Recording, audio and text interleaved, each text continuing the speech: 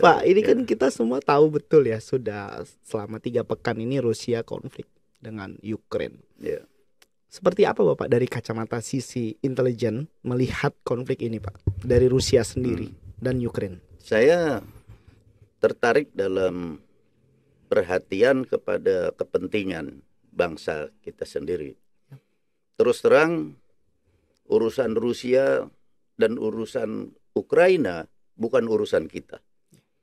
Urusan kita adalah bagaimana menyelamatkan bangsa kita dari perkembangan perang antara Rusia dan Ukraina ini kalau arahnya negatif. Artinya perang jadi berlarut-larut dan membesar menjadi perang dunia ketiga, di mana di situ akan ada hajar-menghajar dalam persenjataan yang memusnahkan secara massal dan menghancurkan dunia ini. Saya bukan khawatir, tapi saya rasa kita harus perhatikan juga yang Putin bilang bahwa kiamat itu adalah urusan Tuhan. Tapi mempercepat kiamat urusan saya. Itu kan celaka gitu. Itu nggak main-main itu. Karena mereka semua memang punya senjata itu, dan kalau kepepet kan bisa main. Apa yang perlu disiapkan Pak untuk Indonesia sendiri? Kita harus segera menyiapkan implementasi dari Hankam Rata kita. Kita kan punya konsep sistem pertahanan keamanan rakyat semesta. Tetapi mana implementasinya? Rakyat mesti tahu bahwa kalau kita nanti sampai diserang, sampai terkena dampak perang itu, kita mesti bagaimana. Itu kan harus jelas.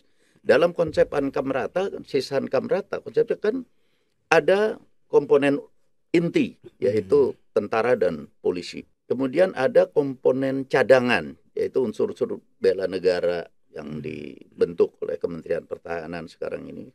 Kemudian ada unsur pendukung, yaitu rakyat sendiri. Unsur-unsur ini kan harus bisa dikendalikan, dipersatukan, diorganisir, dan dikendalikan. Itu tidak mudah. Tidak mudah. Kemudian strategi kita juga harus jelas objeknya.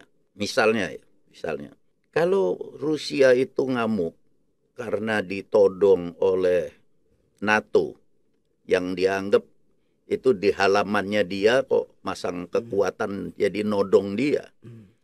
Kita kan sekitar kita juga ada fakta pertahanan orang.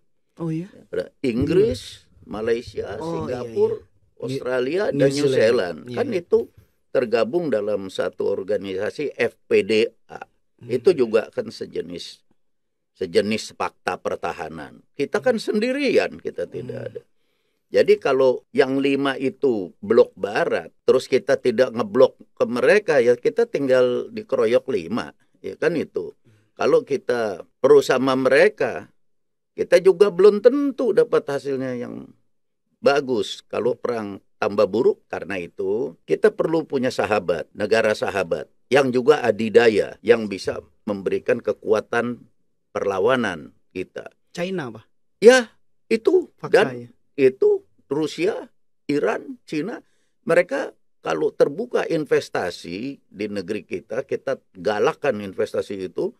Kalau ada apa-apa kan dia jadinya membela dong. Itu kan investasi dia sendiri, properti dia sendiri. Kita kan belum lunas tuh. Dia invest di sini. Ya silakan, kalau kamu serang saya, ngeroyok saya, kamu menghancurin investasinya dia. Itu karena kita tidak punya fakta. Jadi menurut saya pendekatan kita kepada keamanan itu harus juga kita mulai. Jangan berat terus ke kesejahteraan tanpa pengamanan. Tadinya kita kan punya prinsip, yang penting kita membangun kesejahteraan bersama. ASEAN.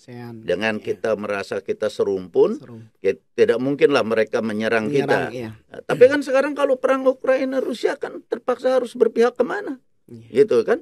Nah kalau tidak, kita juga lihat ternyata ASEAN juga tidak menjamin ya. Buktinya pulau-pulau kita diambilin sama tetangga. Itu kita diambilin sama tetangga. Kita pergi ke hukum internasional di pengadilan selalu kalah.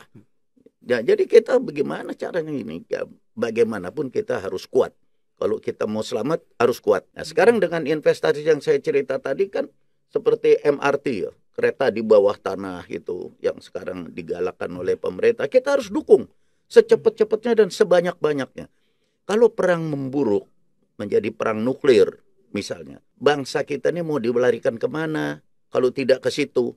Kan kita harus masukkan mereka ke digorong-gorong. Kita masukkan ke apa namanya, MRT. MRT. Nah, itu MRT seperti di Singapura. MRT-nya itu sampai 24 meter dari permukaan tanah dalamnya. Dan buat mereka juga itu termasuk konsep pertahanan. Kita kan harus punya pikiran ke situ dong. Kalau enggak kan masa kita cuma pasrah kepada nasib aja. Orang lemah-lemah. Enggak bisa. Kalau orang lemah tuh harus tergantung pada otaknya. Otaknya harus pandai.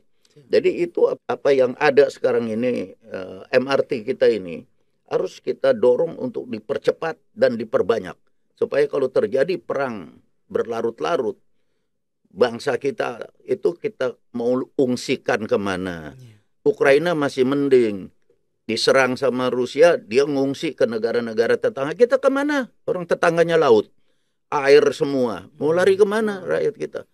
Ya, satu-satunya cara adalah kita harus masuk ke dalam itu. Kalau kita bikin parit-parit sekarang seperti Vietnam kan udah punya sistem pertahanan karena perang parit.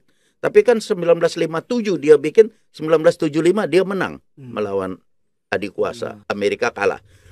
Tapi kalau kita bikin parit baru sekarang, kapan jadi? Jadi apa yang sekarang ada itu kita manfaatkan untuk pertahanan, untuk menyelamatkan rakyat.